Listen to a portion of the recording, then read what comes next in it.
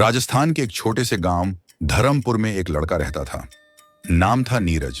साधारण परिवार, साधारण जिंदगी, लेकिन सपने असाधारण।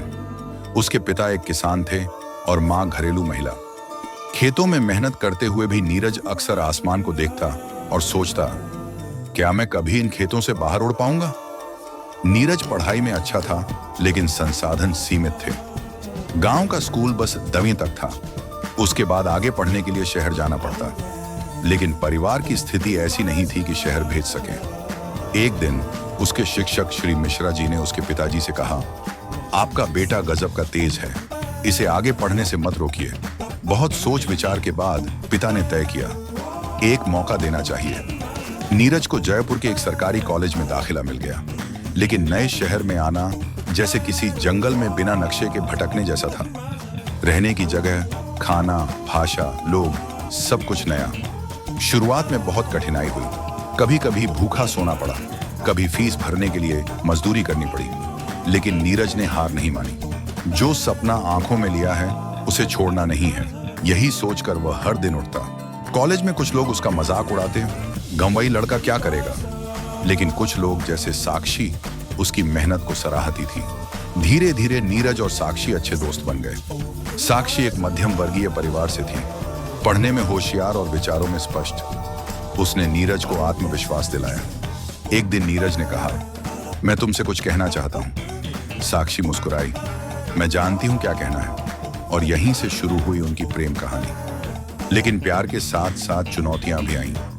नीरज को अक्सर लगता, क्या मैं उसके लायक हूं? उसकी आर्थिक स्थिति, सामाजिक अंतर, सब उसे अंदर से तोड़ते। साक्षी ने कहा, अगर तुम खुद को कमजोर समझोगे तो तुम्हारा सपना भी हार जाएगा। कॉलेज के अंतिम वर्ष में नीरज ने एक प्रतियोगिता में हिस्सा लिया, युवा नवोन्मेषक। उसने गांवों में इंटरनेट पहुंचाने के लिए एक सस्ता उपकरण डिजाइन किया। पूरा कॉलेज उसकी तारीफ करने लगा, लेकिन असली लड़ाई तो फंडिंग और मंजूरी की थी। कई बार रिजेक्ट हुआ, पर हर बार साक्षी ने उसका हौसला बढ़ाया। एक दिन दिल्ली से एक इन्वेस्टर ने उसका प्रोजेक्ट देखा और कहा, तुम्हारे आइडिया में दम है। और यहीं से नीरज की उड़ान शुरू हुई। कुछ सालों में नीरज एक सफल टेक एंटरप्रेन्योर बन गया, लेकिन उसने अपने गांव को नहीं भुलाया। वह वापस धर्मपुर आया, वहां स्कूल, कंप्यूटर सेंटर और किसानों के लिए स्मार्ट सिस्टम शुरू की। लोग कहते थे, हमारा नीरज अब बड़ा आदमी बन गया है, लेकिन दिल वही है, गांव वाला। उसने अपने पिता से कहा, आपने जो मुझे शहर भेजा वही मेरी जिंदगी का सबसे बड़ा उपहार था। नीरज और साक्षी ने शादी की, लेकिन उनकी जिंदगी सिर्फ खुद तक सीमित नहीं रही। उन्होंने उड़ान नाम की एक संस्था शुरू की, जो ग्रामीण बच्चों को स्कॉलरशिप देती थी। एक इंटरव्यू में नीरज से पूछा गया, क्या आप अपने सपने पूरे कर चुके हैं?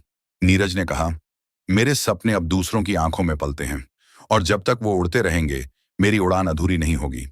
परिस्थिति चाहे जैसी भी हो, अगर संकल्प मजबूत है तो कोई भी सपना पूरा हो सकता है। सच्चा प्रेम आपको खुद पर विश्वास करना सिखाता है। जो पीछे छूट गए उनके लिए लौटना ही असली सफलता है।